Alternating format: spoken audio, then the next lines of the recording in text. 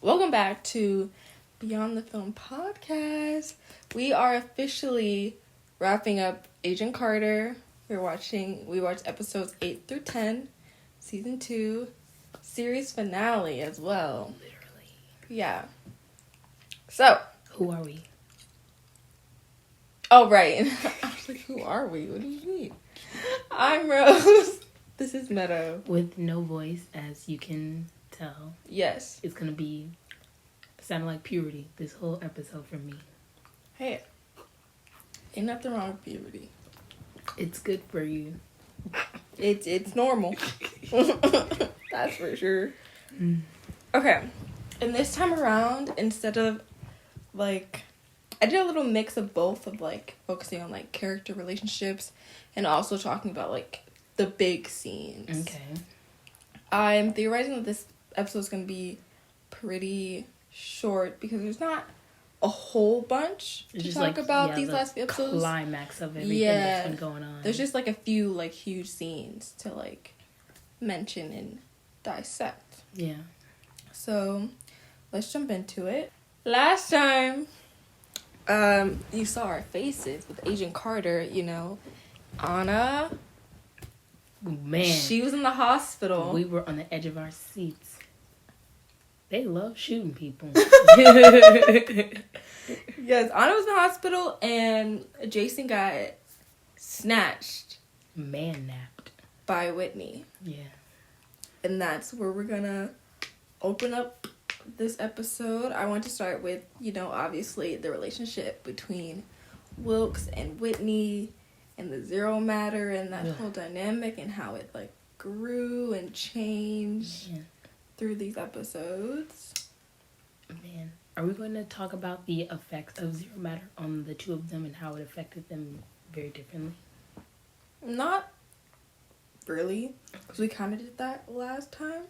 But if you have more you want to add, please feel free. Okay.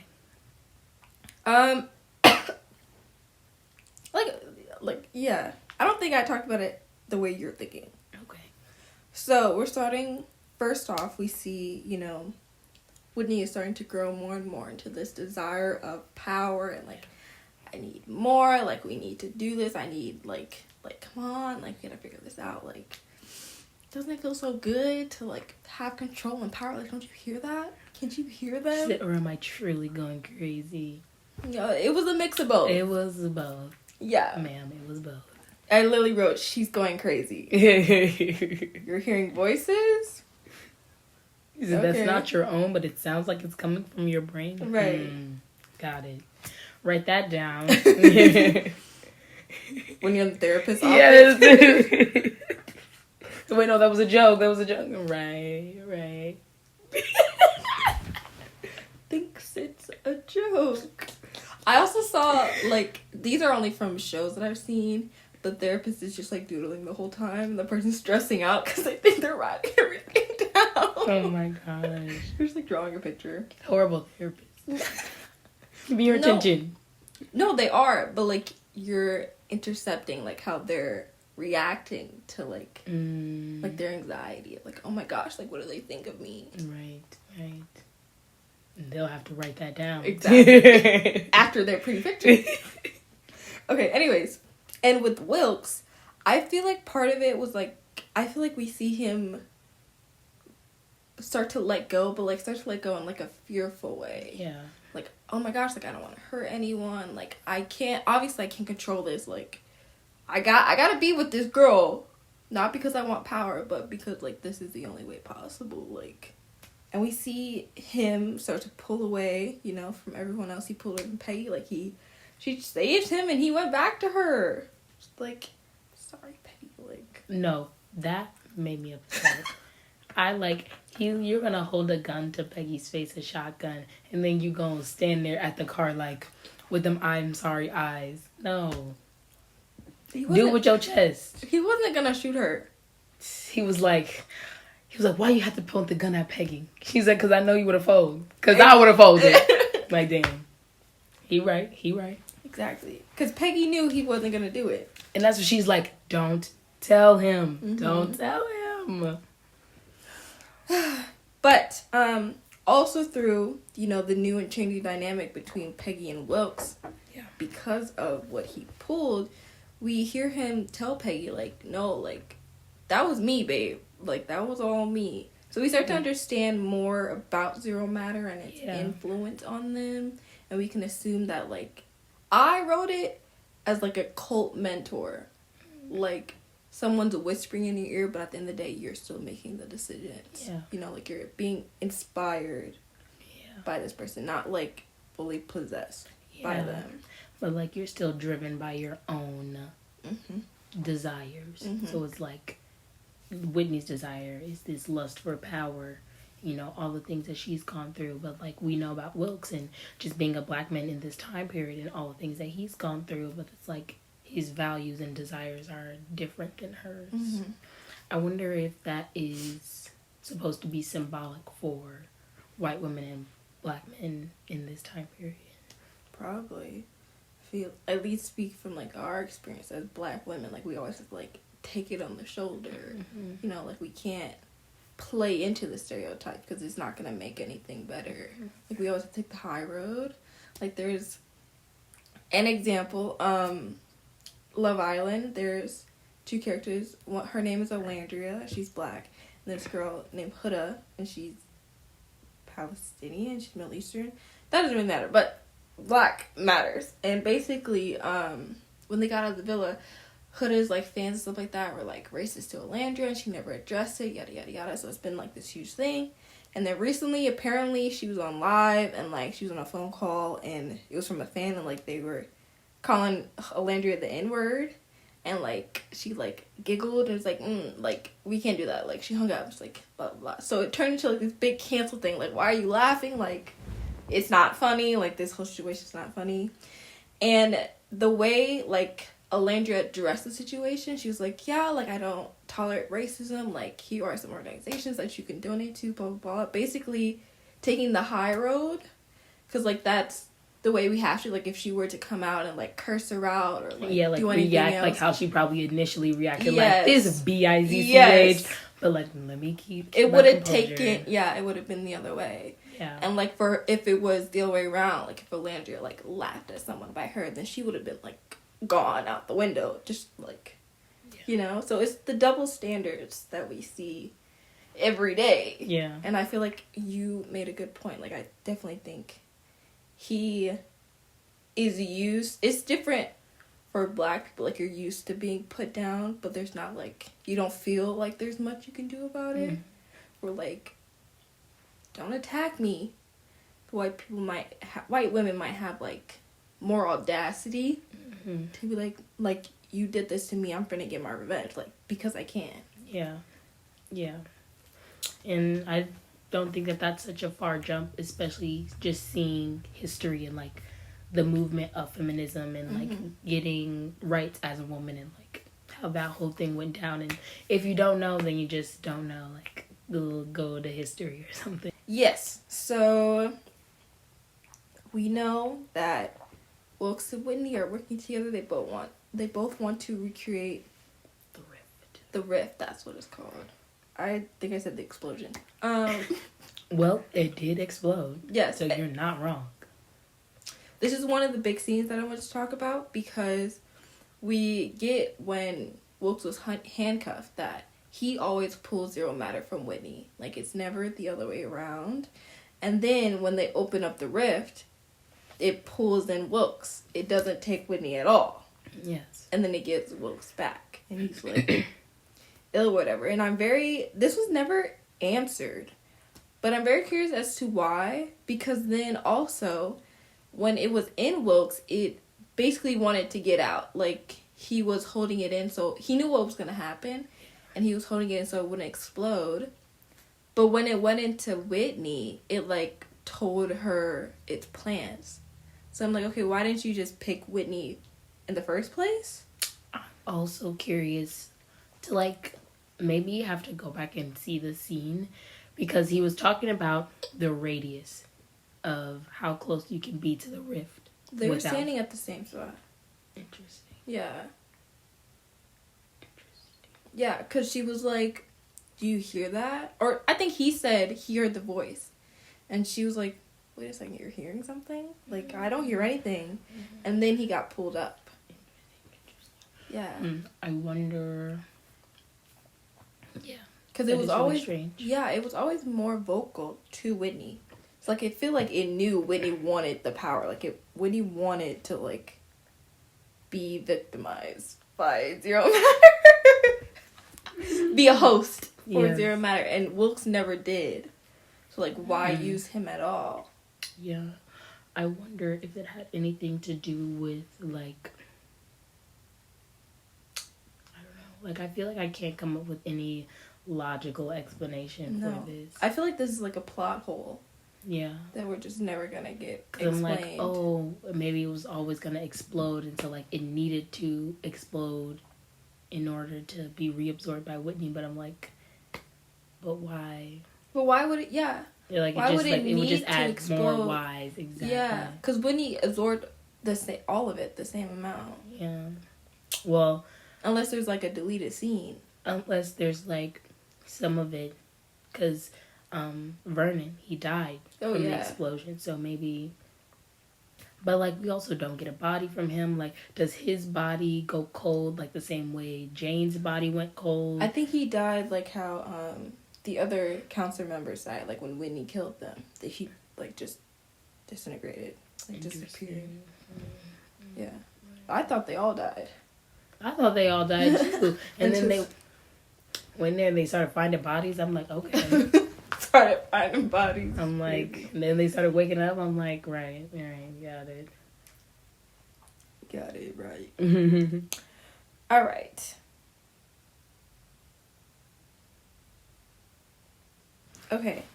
And then one last thing about Wilkes and Whitney. I wanted to talk about, well, not really Wilkes, but the Zero Matter choosing Wilkes over Whitney and her, like, freaking out. I feel like that was symbolism, or, like, you can compare it to, like, how her life is. Like, always being second choice, or, like, being the brains of everything and not getting picked right away. It's like, this was her plan to redo the rift. Like, she did all the math, yada yada. And then for them to pick Wilkes instead of her, it's like, what the heck? Here we go again. Like, pick me. Why me? Don't leave me. That girl crashed out. She definitely did crash out. For certain.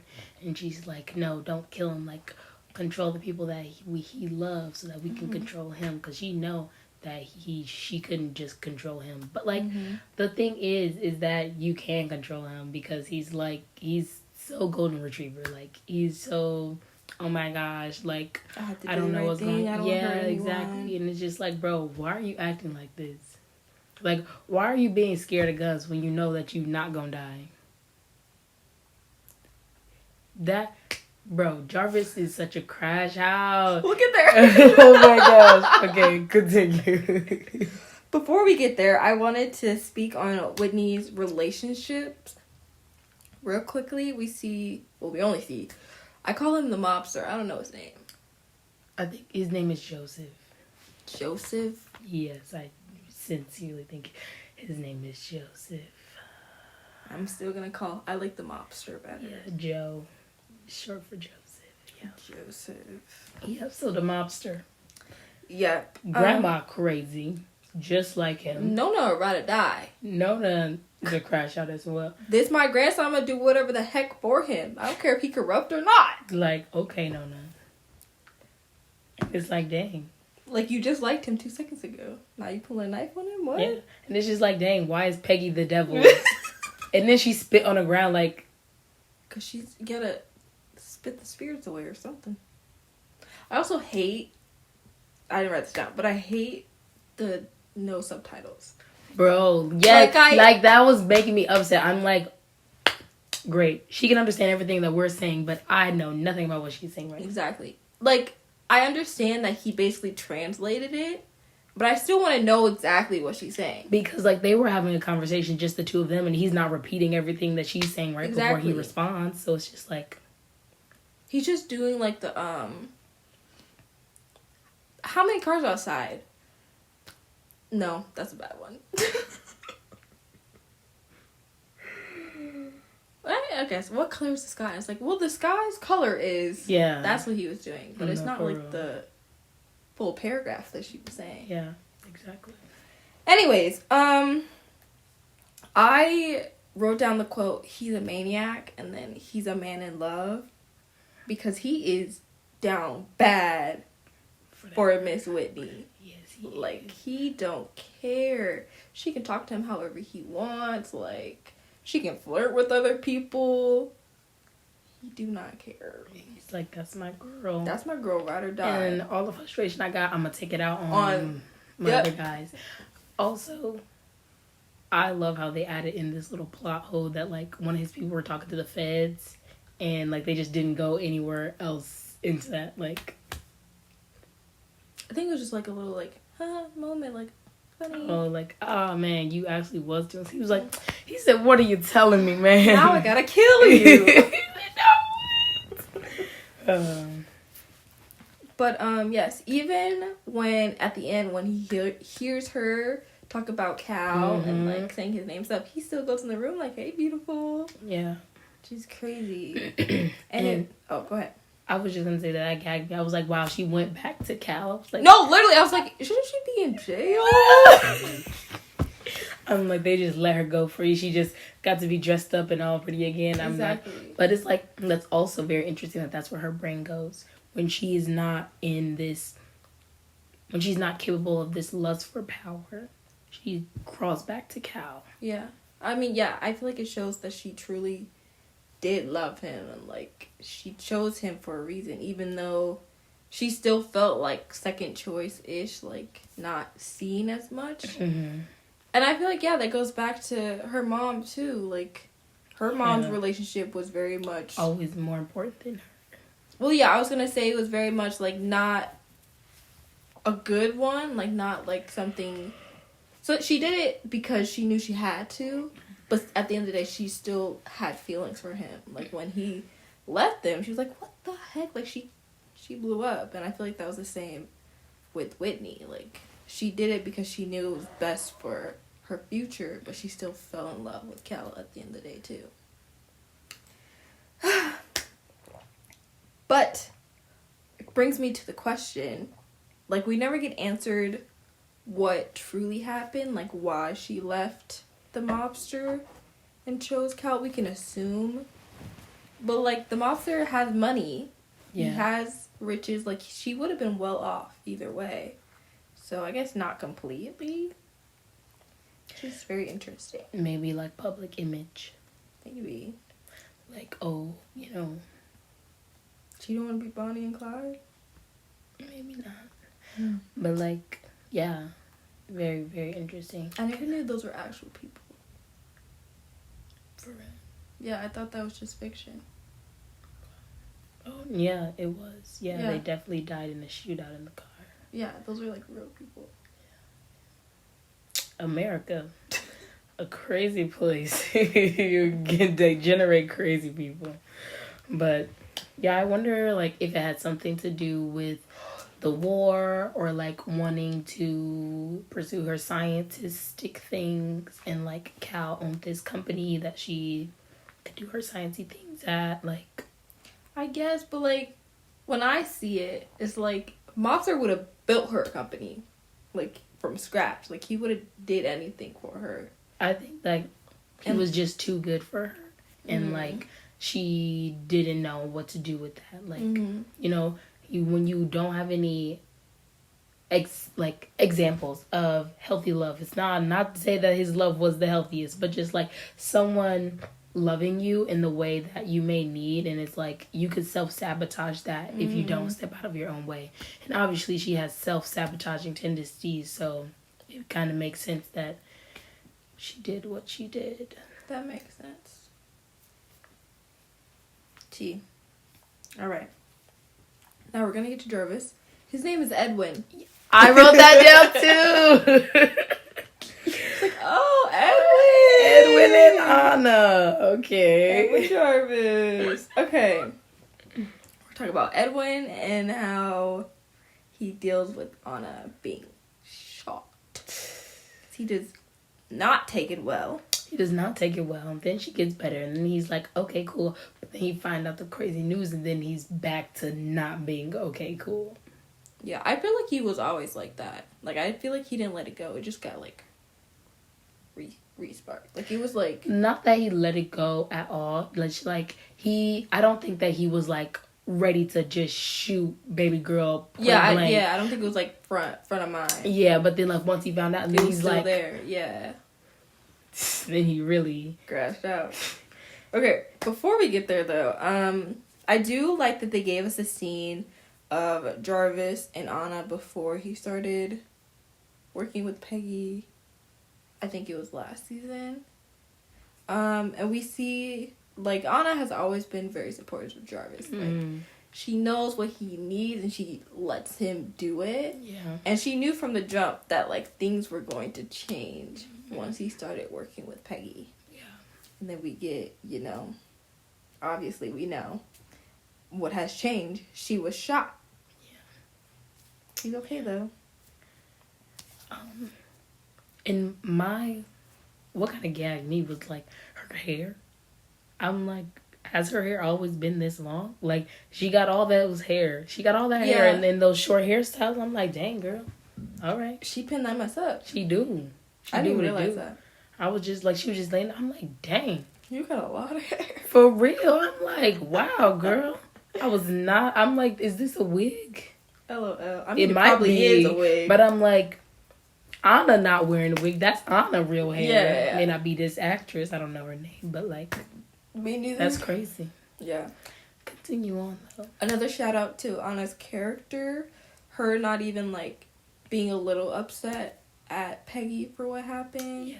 Or like anyone for what happened. Like, she's not seeking revenge. Like, she's not like you have to get Whitney. Like, you have to like redeem me. She's not resentful. Yes, she's not resentful. Cause she knows. I feel like Anna's a very down to earth person. Like, she knows what is important. Like, I'm safe. I'm at home. I'm You're with safe. Yes, you're safe. My man is safe. Like, that's what I meant. Oh. I'm your man. Okay. No. Yes, like, my man is safe, and he loves me, and I love him, and it's like, that's all we need. It's gonna be okay. And I wonder if, like, Tony was the child that they never got to have. I wrote that down. We can talk about that now. Yeah, I said I feel like it explains why they were so close, because they couldn't have kids, and like Tony's parents were never there, so it makes sense. Like you said, the kid that they can never have. And we're just assuming this is the relationship. Yeah. Because, like, you wouldn't name something after... your artificial intelligence that speaks to you in your brain. Yeah.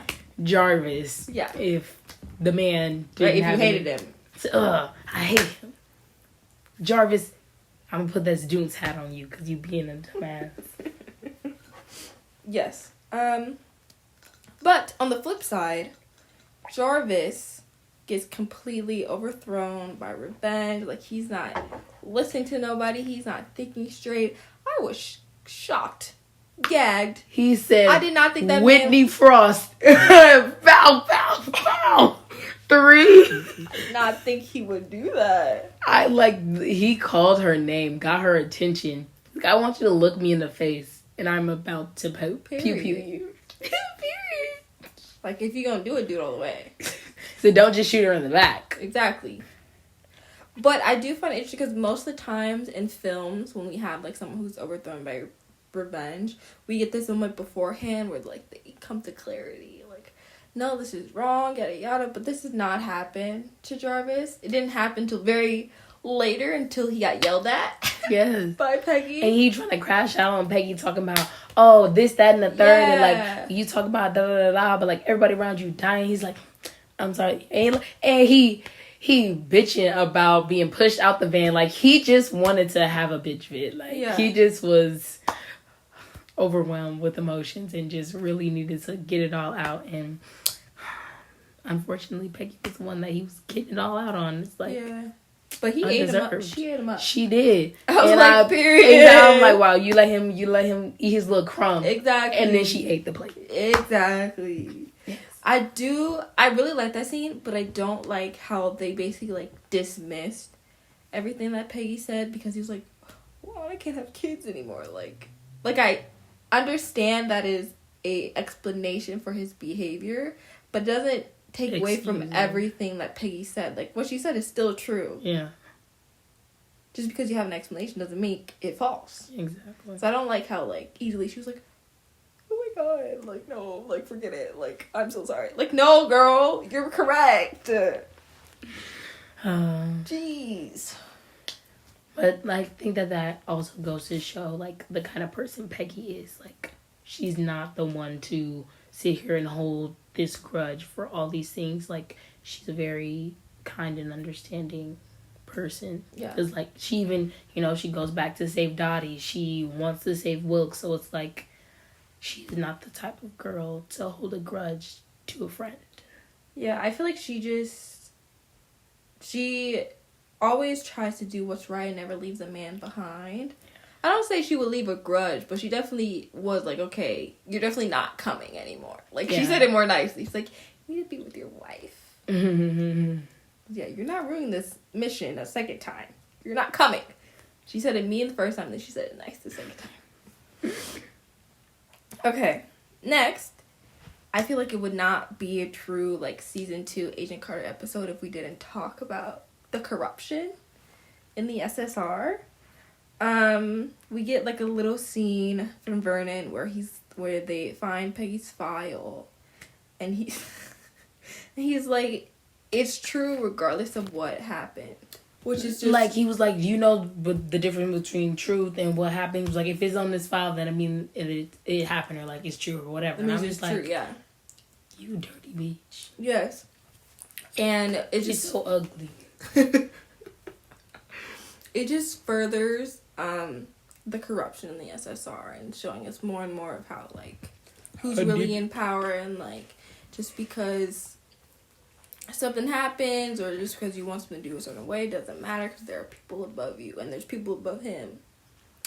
But this was also the turning point for Jack. We see him switch sides. I literally thought this man's name was Chad. I keep calling him Tall Boy because I don't know his name. That's his real life name, right?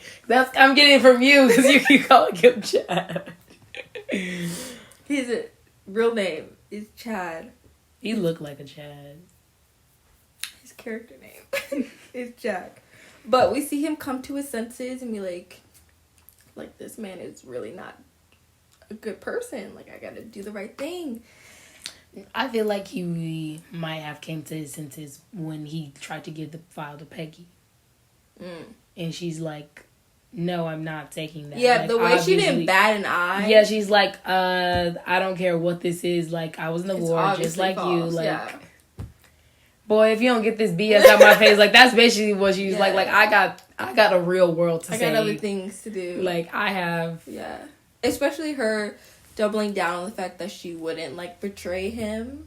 Like she's like, well, he was like, now we're even. It's like, Jack, like, I'm not gonna turn you in. Like, come on, let's be for real now. Like, yes, but I, for a second, thought that he was like, when he was talking to Whitney, he got me. I was like, oh, this man is not switching sides. He's just playing for himself. No, for real. Because I probably was thinking at least twice, like, whose side is this man on? Yes. But he did switch sides. He did do the right thing at the end of the day. Applause to Jack. He was going to blow them up. That was going to be cool, but he wasn't doing it for selfish reasons. That's right. Yes. Right. He was like, Bernie would have killed us all the second. Mm-hmm. Very interesting. But now with questions that we won't get answered, but we can theorize about, with Vernon now gone and them, like, slowly getting people out of the SSR that are corrupt, like, what do we think is going to happen? Do we think they got all the corrupt people? Do we think anything's going to change? I also do find it interesting that, like, the corruption was just in LA that we know of. Like, did it expand to New York, or was it just, like, an LA branch type of thing? I definitely think that it was in New York as well. And, like, well, is in New York because of the way that the season opens, with them being in New York and them capturing Dottie, robbing that bank in New York to find that pen. So I'm like, I feel like there's definitely corruption up there. Because did Vernon come in from somewhere? I feel like Vernon came in from somewhere else. I don't feel like he's not stationed in L.A. Yeah, no, he works with the government. So yeah, he came from the East Coast. So the FBI, I think it was. Right. Yeah. Right. Oh yeah, I definitely think there's corruption on the East Coast. So we don't think it just got wrapped up because they got one bad seed. And like, however many little bad seeds that they got in from the LA department, like, there's still people to get. But they didn't specify if that guy who Was ratting Jack, people out. was gonna beat up. They didn't specify if he only told on people who were in LA or if he told on people who were also in New York. Cut off one head, two will grow in his place. All right. Now, this is the last, like, big scenes that I'm going to talk about, and then I have, like, small notes. The love triangle. So, at the beginning of episode 9, we get this musical number. Like, that was so random, but she was knocked out, so I guess. Also, baby little note, that was not her singing. I hope you realized that. I didn't think that anyone was actually... I'm like... I think the other people were singing, but you could just tell that was not her voice. Like, I just kind of, like, tuned in. I'm just like, why? What is happening right now? I'm like, the dead brother is here. Where's Chris Evans? He's too expensive for ABC. I got you. For sure. Anyway. Okay, so I thought in the beginning, since it was, we saw Michael and everything, it was like, and it went from black and white, and then we went to, like, Peggy's iconic red. She's wearing a red dress. Okay, this is, like, Peggy's redemption. Like, she's coming back to herself. She's gonna figure out what's going on and save the day, And then it turned into, like, who are you gonna choose? I'm like, what? What does this have to do with anything? Like, why are we singing about this right now? Because that's her tussle in her brain. I guess. But I will say there is kind of some intertwine between, like, the love triangle and, like, what's going on. Because we hear, when Daniel talks to her before they go out the big scene to get Wilkes. And it's like, hey, we gotta be professional, babe. Yeah, like we can't be risking lives. Because this, that, and they're, like, willing to give information up for the sake of lives. Like, da-da-da-da. Gotta so be like, dispassionate. Roles reverse, you let them shoot me? Huh? What you? But basically it's just like, yes, the love triangle is kind of interfering with her, how she moves, but also at the same time, like, not, because Peggy is that way with everyone. Like, it doesn't matter if she, like, has romantic feelings for you or not. Like, she's not gonna let innocent people just fall through the cracks just for the sake of justice. Like, exactly, which makes makes not justice at all. That scene less, like, for me personally, it makes it less needed. I don't see the point of it. I feel like it's just more context of Sousa and, like, the way that he feels and the way that he thinks, and just doubling down on Peggy and, like... No, the dream scene. Oh, dream scene. Okay. Yes. And also because of the fact, I don't like how they close the love triangle, because we never got to see Peggy's internal battle of how she made her choice. Like, I feel like towards the end, us as the audience, we obviously knew that she was going to pick Daniel. Yeah. It was very clear. But, like, show us. Like, why did she pick Daniel? Like, give us a little something. Well, I also feel like, if a man holds a gun to your face... Then say that. I don't know, put marbles on a freaking balancing scale thing. Do something. Like, why do you feel like it wasn't enough? Because they had this, if they didn't have the big musical scene of being like, who are you gonna choose? Then okay, but the fact that they made this scene and, like, drew it out when it was never, like... It was kind of, like, closed by that point. Yeah, it was never, like, explicit. Like, it was said, like, a little bit, like, oh, there's a love triangle, but it was never, like, the main focal point where it needed this scene, and then to do the scene and then put it back to, like, a side point. Yeah. Didn't make any sense. Like, you have to do one or the other. Don't have the scene, or, like, do a little more. Yeah, That's real. But also, a little bit after that scene, it was cool that we got some more spy gadgets. Like, for this to be a move, like a show about spies. And I forgot the word for it. But it starts with an A. It starts with E. Espionage. Yes. Yeah, I was gonna say espionage, but you said A. And I was like, no.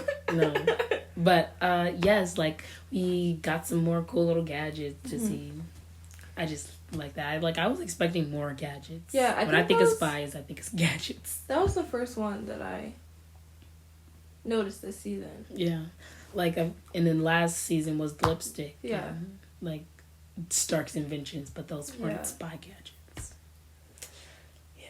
But anywho. I don't know. I feel like it's because they're not spies, quote unquote. They're agents. Okay. Sure. Yeah. But even, like, with Natasha, like, she's a spy. But she just go around beating people up. And her hands are her gadgets. That's right. In her mind. And her Glocks. That's right. Pistols, whatever the heck they're called. They might be Glocks. I mean, I think they're pistols too. Glock is a brand. I didn't know that. I don't know anything. The longest time. I was like, bro, what? I thought that was just the type of gun. No, it's literally the brand. And I was like, that happens a lot with things like Kleenex. Yeah. Kleenex is the brand. Yeah. Can I get a Kleenex? No, you can have a tissue. Whoa, my bad. Okay, a little question I had for us. Daniel basically saying, you know, they have to be professional, be dispassionate. Do we think this is true? Do we think that's the way that they should have moved during these scenes? I think that for the scene in the back of the truck, they could have gotten away with it. Like, Wilkes is not this big gun-ho, I'ma shoot you type of person. Mm-hmm. Like, Daniel easily could have overpowered him. Mm-hmm. Like, you're a trained agent. This is a scientist.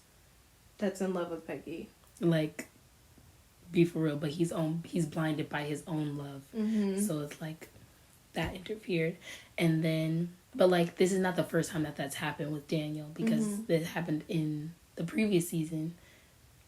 Well, I guess Peggy doesn't really have that much about men holding guns to her because Daniel also held a gun to her and she knocked him out in the alley. And, like, after the diner fight, you remember that? Oh, yeah. And that's how she got away. But it was, like, his emotional connection to Peggy kind of gave him that, like, I don't know. And then, I'm not gonna lie, the scene where Daniel, like, had to go turn the thing off kind of made me upset because, like, all they had to do was, like, hold the rope to the pole. Bro. And, like, they were all holding on to Peggy. And I'm just like, they were all, first of all, just standing there watching. Like, they were just standing there watching. And I'm like, okay, you guys could help this situation in any type of way, but you're just standing there. And then once the thing did happen and Peggy went to go grab the rope, everyone holding on to Peggy, like, y'all could also grab the rope, or someone could, like, hold on to the rope and be like, okay, now Peggy, hold on to me. Like, anything other than anything other than what happened. Like, at least he didn't get sucked into the void. So, you know, there's that. Them just standing there made me so mad. I was just there for so long. Chris was looking over at me like, girl, are you okay? I'm like, boy, like, look at them. Like, what are you doing? But I guess we have to think of it as, like, that shock moment. Like, that moment where you need to, like, snap back into reality because she's like, oh my gosh, and then, like, okay, now we have to spring into action, I guess. But, like, of all the things they done seen over these past couple years from the Stark inventions to now, and y'all just like, this is the craziest. Like, the man with the disability is out there doing the thing that we was all just debating about. Oh my gosh, there's a hole in the sky. Like, the sky is falling. I saw this R.I.P. the hover car. Whatever. I saw this TikTok of this girl who dressed up as Chicken Little and at a party she was like, y'all, like, the sky is falling, bro. Like, for real. Like, look. Okay. Now I just have small little things that I noticed. Howard, he was talking to Rose, and he was like, Mr. Stark is my old man. You can call me Howard. No, for real. And I was like, that sounds familiar. No? I feel like I've heard that before. Literally. From Tony. Literally. It just proves how, like, similar they were. And it just makes me, all these small things that I'm be talking about, like, it makes me wish they would have continued this series. Like, at least give them another season where they know, like, it's gonna get canceled so they can, like, wrap things up. Yeah. But, in the scene where the big ending scene, Whitney's wearing purple. You know, we see last podcast episode, they're wearing purple, meaning, like, they're connected to Zero Matter. Obviously, she's connected to Zero Matter. Still wearing purple. I believe Wilkes is not wearing purple anymore at this point. The characters are all great actors. Because them bees be lying to everybody. They were lying to Vernon, they were lying to Whitney, and they're all good. Like, even the scientists. Why are you so good at this? That's a little suspicious. And then during Peggy's dream, this is not what happened, but I thought as they were adding color, because it was from black and white and then it went green, I was like, oh, they're gonna add color, like how you, like, make color pictures and stuff like that. I feel like that would have been really cool. Didn't do that. But hey, missed opportunity, man. And then we have unanswered questions from the end of the series. You know, we get this last scene, this random, I'm assuming it's a man because of the shoes. We get this random man who goes in, shoots Jack, R.I.P. Jack, and steals Peggy's file. Who is this man? Who do they work for? Like, what is this about? Like, what is it stolen for? And it's like, nothing, we know nothing. We're not ever gonna know anything. Because Peggy's dead. Yeah. Where is Dottie? That's never brought up again. Maybe they were planning to bring it up in season 3. Who knows? And then we never get to figure out how she would, like, actually came together. Like, what was the discussion? And, like, why was Howard so involved in starting it? And, like... Yeah. And at what point did they give up on, like, the SSR and, like, its corruption? Mm-hmm. Yeah. And, like, was the corruption the reason why it stopped in the first place? And, like... Yeah. What made her think it was a good idea to bring the Hydra Man in there? Yeah. And, like, you dealt with corruption before. Like girl, BFFR. But, yeah, that's all I have. You have anything you would like to add?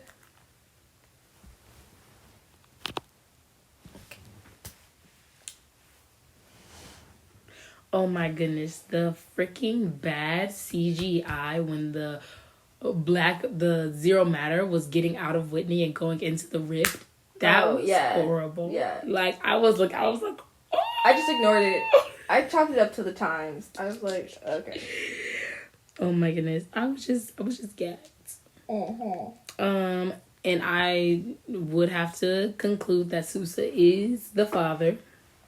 She stayed in LA for him, so I would assume the same. Yes, we can assume that she stayed in LA. We just got a big kiss and... No, when Jack was on the phone, he was like, yeah, she's taking more vacation time, and she's staying here in LA. I guess I'm taking the flight by myself. Oh. Yeah. I completely missed that part.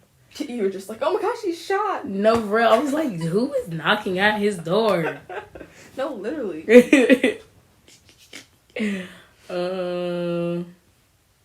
Oh, and yeah, Jarvis definitely clocked Peggy's little crush. He was like, unless there's a reason for you to stay here in LA, and her face went from a smile to real quick. I was like, right. Just hurry up and get my bags. Dang, Jarvis. But her luggage was tea. Like, it was so cute, and it was velvety on the... I was like, that is cute. You need to bring back this luggage. If you can find that more, like, thrift stores. Interesting. Yeah, I think...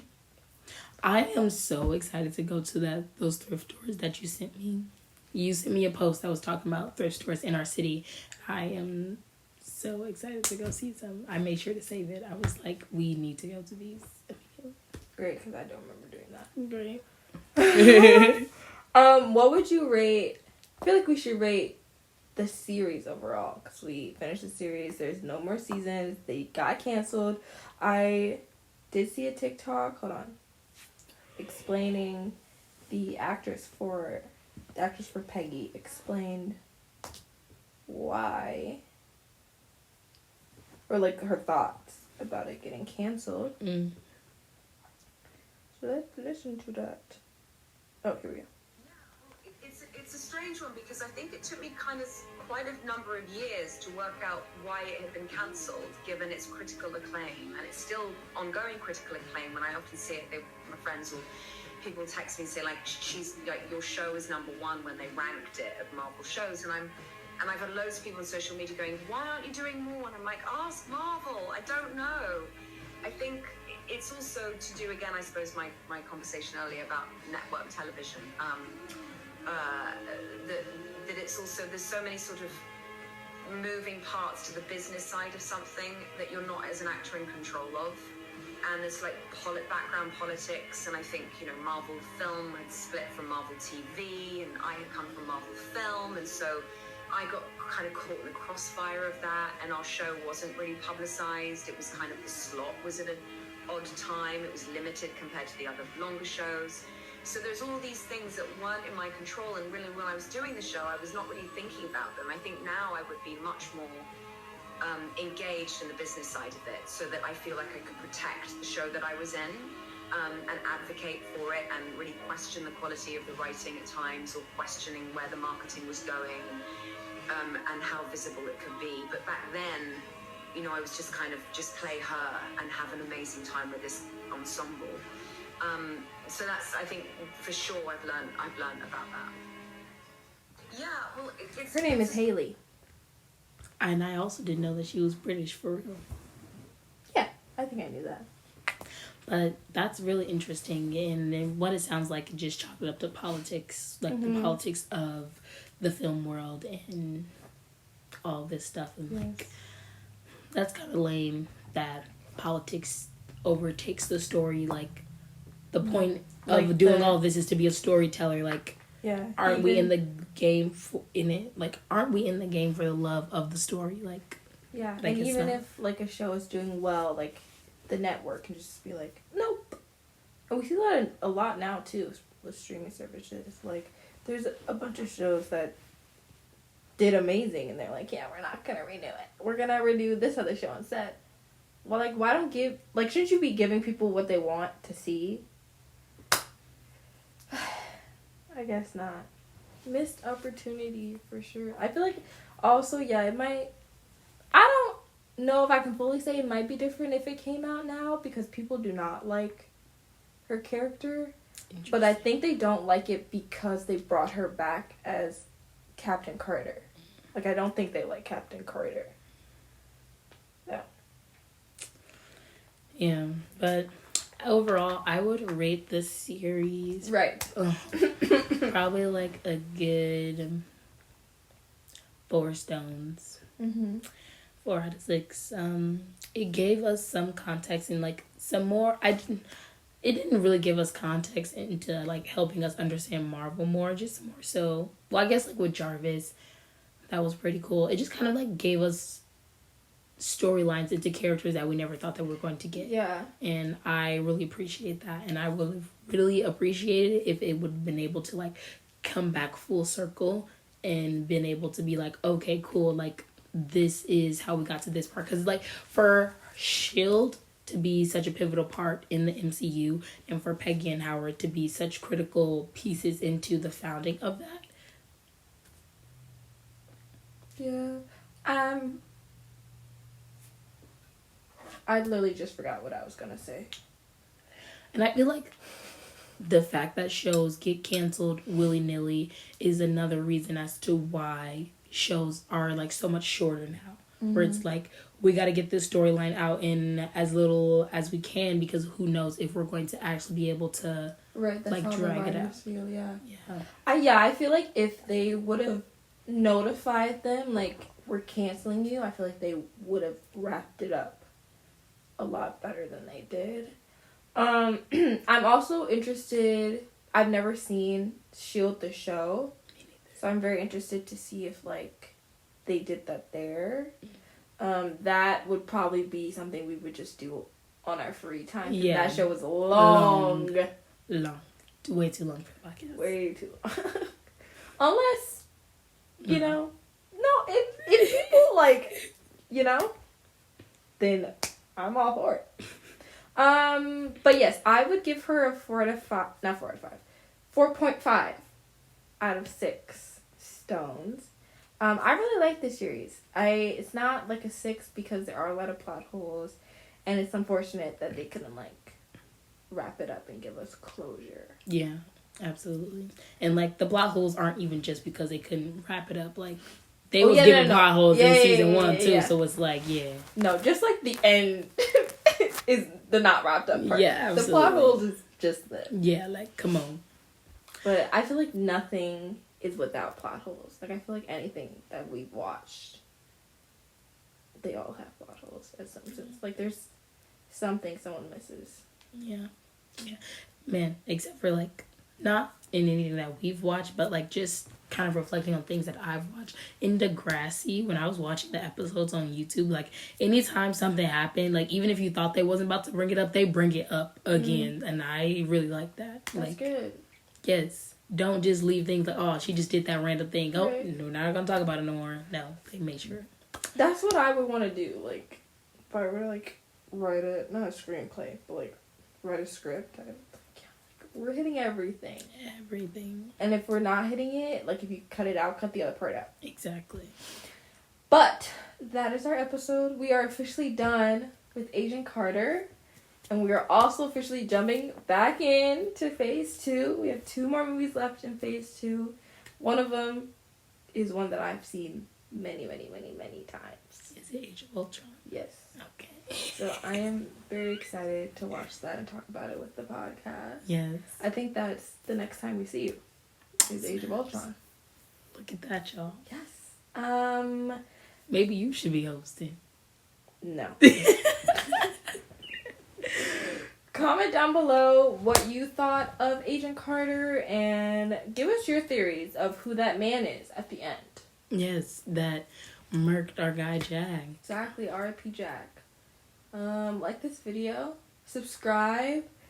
There are so many like videos on this channel that you could watch and enjoy. Like, go scroll a little bit, go peruse, you know? Yes. I think you'll find something that you'll like. We're kind of entertaining, kind of funny, maybe. I don't know. I would say so. I would have to say so. Yeah. But thanks, guys, for tuning in. We appreciate it. Thanks for listening to my scratchy voice. Yes. Hopefully, the next time you hear her, she'll be back. Hopefully. Normal. Yeah, that would be crazy. Yeah, because of the actual timeline. Yeah. Like. Anywho. But we'll see you guys next time.